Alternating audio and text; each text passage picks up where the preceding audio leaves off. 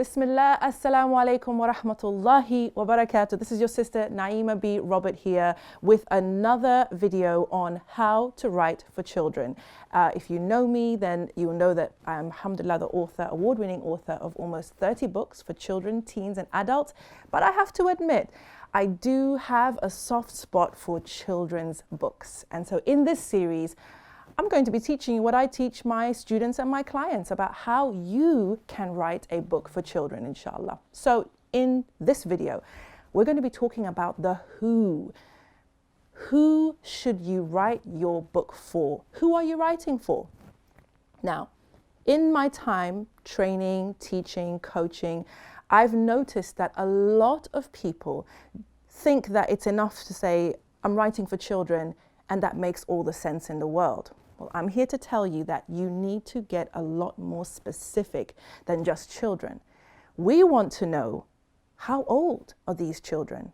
Are you writing a book that or a story that appeals more to boys or girls? Is this a story specifically for Muslim children, or does it have a more general audience? Are you writing for children who've been through a particular experience, for example? Are you looking for a particular demographic culturally or even racially? These things make a difference. And what I would like to invite you to do is to think long and hard about who your ideal reader is. Because when you're writing, for example, for 0 to 3, completely different book from 3 to 6.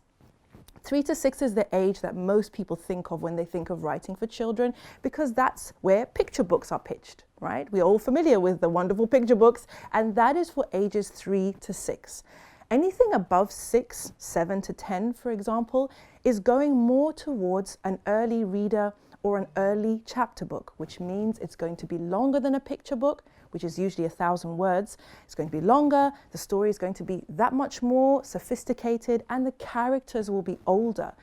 Now, one of the things that I find very common with students and clients is that they have a book idea, which they're very, very excited about, and they write it within 1,000 words, for example, so it's picture book length, but the main character is 9 years old.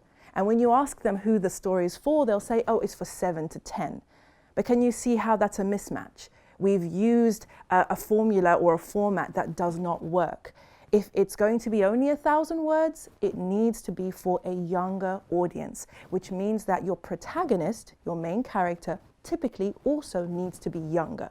So you can either make your protagonist younger and keep the story length as it is and understand that you're speaking to 3 to 6-year-olds, or you could take the same topic and rewrite it, so flesh out the story, make it a bit more sophisticated, and keep your protagonist at the age that you had in mind, fleshing the story out so that it's no longer a picture book, but something that 7 to 10-year-olds will actually read and be interested by. So what about you? What age group would you like to write your first story for? As I said, when you're thinking broadly, 0 to 3, that's baby books and board books. 3 to 6 is picture books. And when it comes to board books, by the way, they could have as few as 5 words, 10 words. I'm sure you're all familiar with books that have even less than that. When it comes to picture books, you want to cap it at 1,000 words. It can be a lot less than that, but you want to not go above 1,000 words for a picture book.